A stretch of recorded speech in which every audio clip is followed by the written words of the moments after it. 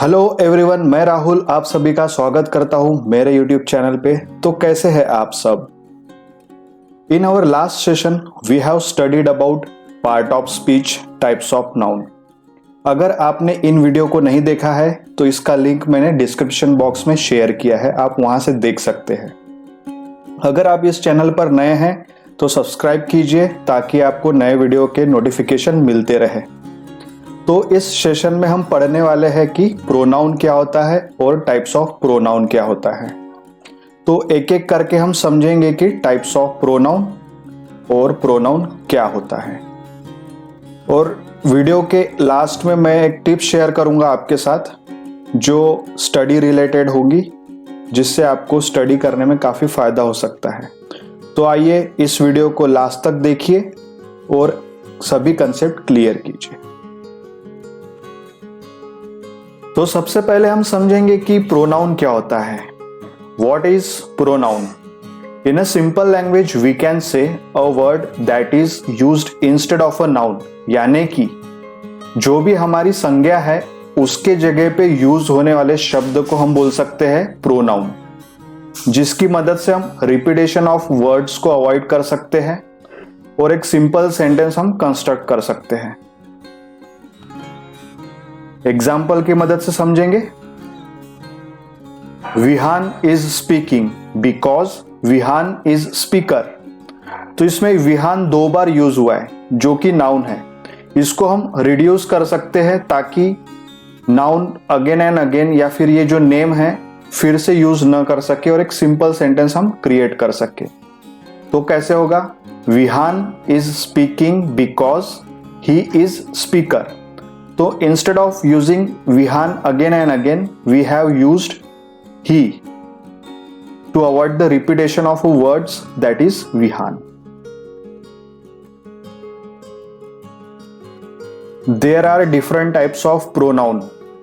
They are named as personal, possessive, reflexive, relative, demonstrative, indefinite, interrogative, distributive. इसको हम हिंदी में बोल सकते हैं व्यक्तिवाचक, सत्वबोधक, निजवाचक, संबंधवाचक, निश्चयवाचक, अनिश्चयवाचक, प्रश्नवाचक, वितरणवाचक। तो ये सभी प्रकार हम एक एक करके देखेंगे डिटेल्स में। अब हम समझेंगे कि पर्सनल प्रोनाउन क्या होता है, यानी कि व्यक्तिवाचक सर्वनाम क्या होता है। डेफिनेशन की मदद से समझेंगे। In this, words directly represent the person or things are known as personal pronoun. ऐसे शब्द जो कि डायरेक्टली रिप्रेजेंट करते हो किसी वस्तु या फिर किसी व्यक्ति को, तो ऐसे शब्दों को हम बोलेंगे पर्सनल प्रोनाउन। जैसे कि I, me, he, she, it, they। ऐसे शब्दों को जहां यूज किया जाए खुद को रिप्रेजेंट करने के लिए उसको हम बोलेंगे पर्सनल प्रोनाउन, यानी कि व्यक्तिवाचक।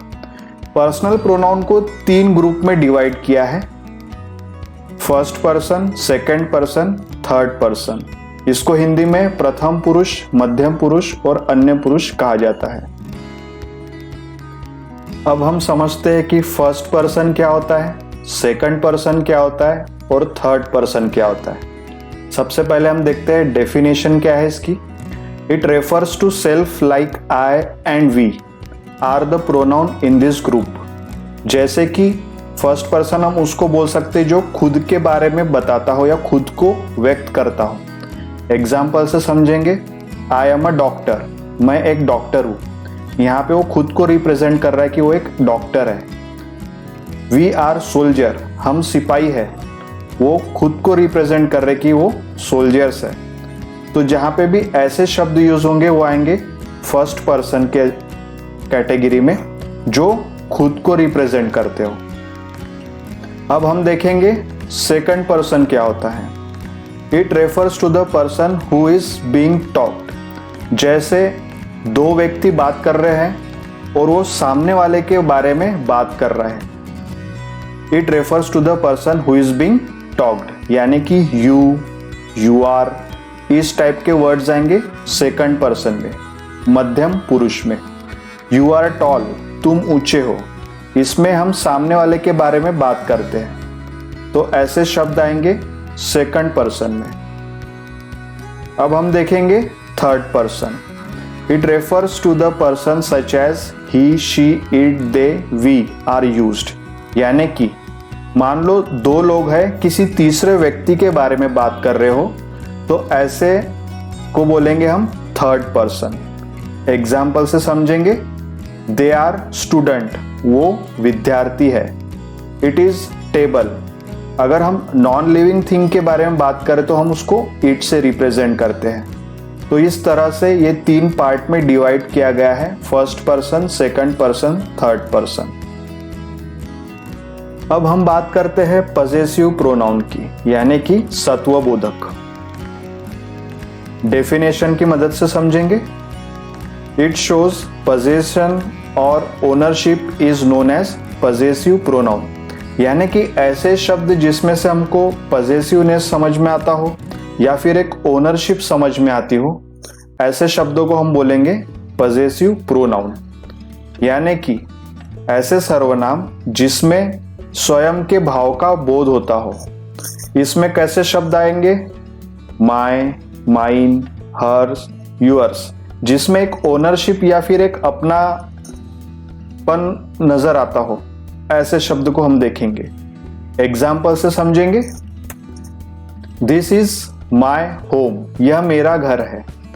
दिस पेन इज माइन, इस सेंटेंस पे से क्या समझ में आ रहा है कि ये मेरा घर है या फिर ये मेरी कलम है। इसमें एक पजेसिवनेस या फिर एक ओनरशिप, ये मेरा है, ऐसे शब्द का बोध होता है। तो ऐसे शब्दों को हम बोलेंगे पजेसिव प्रोनाउन, यानी कि सत्वबोधक। अब नेक्स्ट है रिफ्लेक्सिव प्रोनाउन। इसको हम बोलते हैं निजवाचक। इसका डेफिनेशन देखेंगे।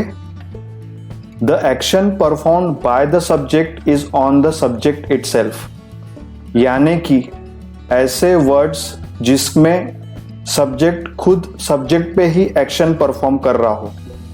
इसमें कैसे शब्द आ सकते हैं? जैसे कि yourself, myself, himself, herself, oneself, ourself, yourself, I believe in myself. इस टाइप के वर्ड्स जिसमें भी आएंगे, जिसमें खुद के ऊपर एक्शन परफॉर्म हो रही हो या फिर सब्जेक्ट के ऊपर एक्शन परफॉर्म हो रही हो, तो इसको हम बोलेंगे रिफ्लेक्सिव प्रोनाउन, यानी कि निजवाचक। एग्जाम्पल की मदद से समझेंगे। You do it yourself, तुम खुद कर लो।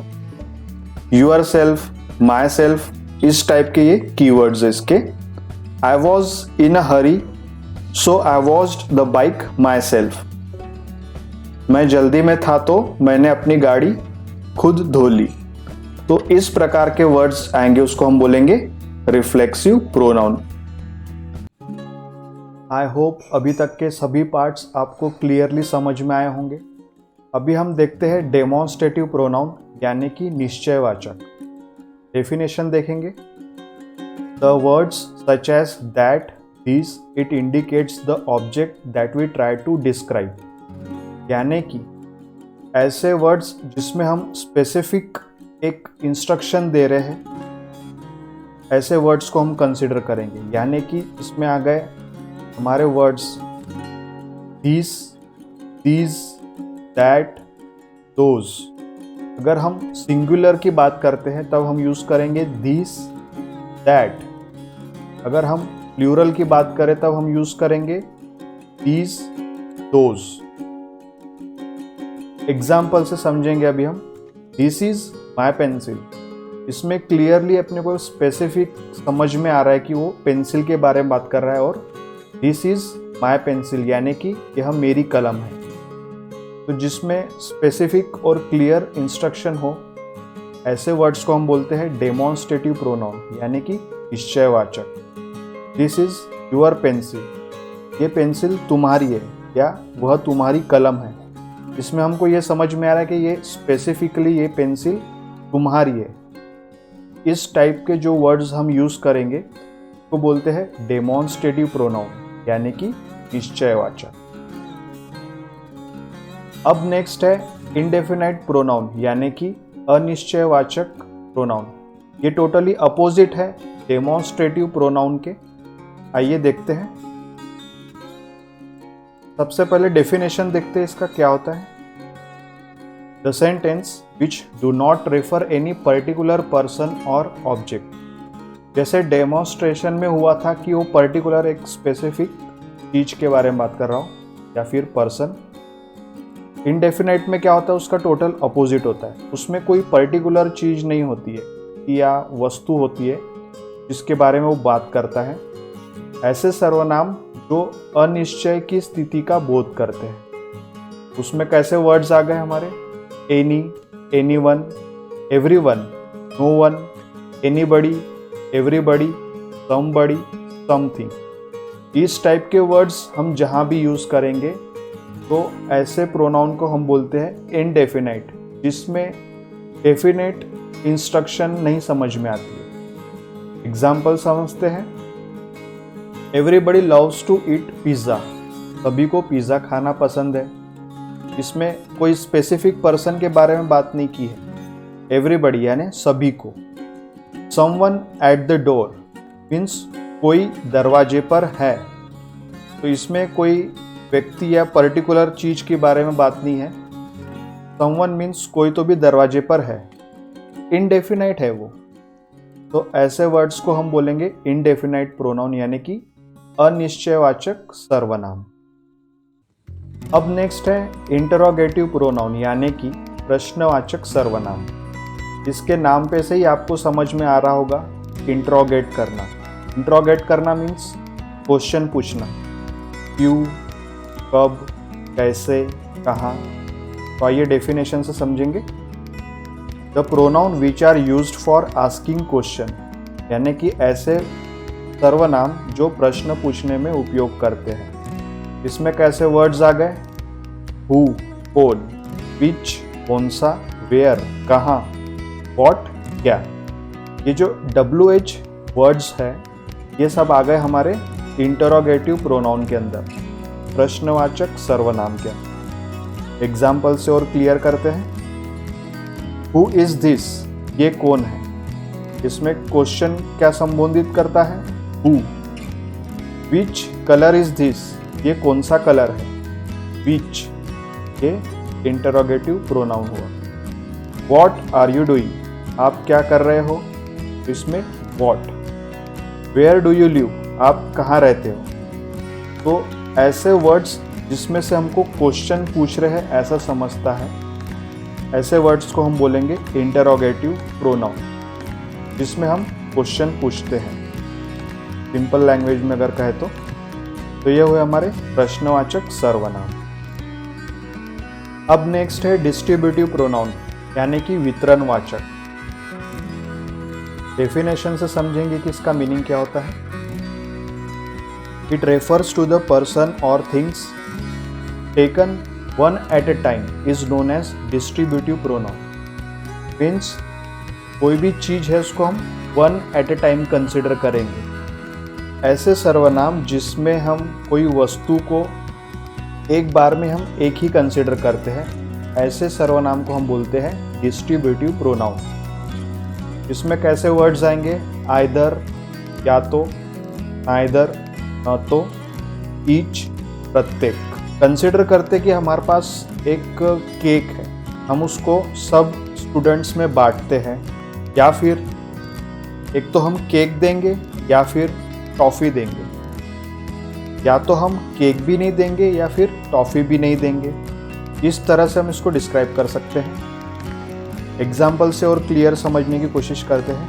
Each of the boys draw a picture, प्रत्येक लड़के ने चित्र बनाया। यहाँ पे जो ईच वर्ड आ रहा है ये रिप्रेजेंट करता है डिस्ट्रीब्यूटिव प्रोनाउन को। We may go either by bus और ट्रेन, या तो हम रेल से जाएंगे या फिर बस से। Neither of the newspaper is in English, इसमें से कोई भी अखबार इंग्लिश का नहीं है। ऐसे सेंटेंसेस में जो वर्ड्स यूज़ किए हैं, ईच, आइदर, नाइदर, ये हमारे हुए डिस्ट्रीब्यूटिव प्रोनाउन, जिसमें हमको समझ में आता है कि कोई भी चीज़ अगर है तो उसको एक तो एट ए टाइम एक ही लिया जाता है। तो ये डिस्क्राइब करता है हमारे डिस्ट्रीब्यूटिव प्रोनाउन यानी कि वितरणवाचक सर्वनाम। Now before discussing about the tips for the study, एक एक्टिविटी है आपके लिए। एक चार्ट प्रिपेयर कीजिए जिसमें सभी टाइप्स के प्रोनाउन के नाम लिखिए और जितने भी कीवर्ड्स उससे रिलेटेड हैं वो सब उसमें ऐड कीजिए ताकि ये टॉपिक आपका अच्छी तरह से क्लियर हो जाए। अब हम डिस्कस करते हैं टिप्स फॉर द स्टडी। कुछ जनरल टिप्स है कि जैसे आपका टेबल वेल ऑर्गेनाइज्ड होना चाहिए, पे लिमिटेड ही नोट्स रखिए ताकि जितना मटेरियल आपको पढ़ना है बस उतना ही रखिए, बाकी रेफरेंस बुक अलग से शेल्फ में रख सकते हैं। बाद में टाइम टेबल डिसाइड कीजिए कि आपको कब पढ़ना अच्छा लगता है, मॉर्निंग, इवनिंग या फिर रात में। ये बहुत काम की चीज़ है, इससे आपका कंसंट्रेशन लेवल एक अलग ही लेवल पे रहता है, जैसे कि मॉर्निंग में या फिर नाइट में, ये टाइम ज़्यादा अच्छा होता है। बाद में एक वाटर बॉटल साथ में रखिए ताकि आपकी बॉडी हाइड्रेट होते रहे और थोड़े थोड़े देर में आप पानी पीजिए। मोटिवेशनल ऑब्जेक्ट रख सकते हैं जैसे कि कोई मेडल है या कोई शील्ड है। अगर आपने किसी कंपटीशन में जीता हो तो उससे आपको मोटिवेशन और एक अलग पॉजिटिव एनर्जी एटमॉस्फेयर वहाँ पे रहेगा आपके स्टडी टेबल। आपके लाइफ के गोल है, जैसे अगर आपको कोई घर बनाना हो तो ऐसे कोई ऑब्जेक्ट्स रखिए जिससे आपको मोटिवेशन मिलता रहे पढ़ते समय। सीटिंग अरेंजमेंट जो है आपकी ईस्ट, नॉर्थ या फिर नॉर्थ साउथ डायरेक्शन में रख सकते हैं वास्तु के हिसाब से, में भी आपको कंसंट्रेशन मदद मिले। तो ये कुछ जनरल टिप्स थी, आई होप आपको पसंद आई होगी। ये वीडियो में सभी टाइप्स के प्रोनाउन हमने डिस्कस किए हैं, वो 1 बाय 1 रीड कीजिए। ये वीडियो अभी सभी दोस्तों के साथ शेयर कीजिए या फिर उस तक पहुँचाइए जिसको इंग्लिश ग्रामर सीखने की इच्छा है। Thank you so much.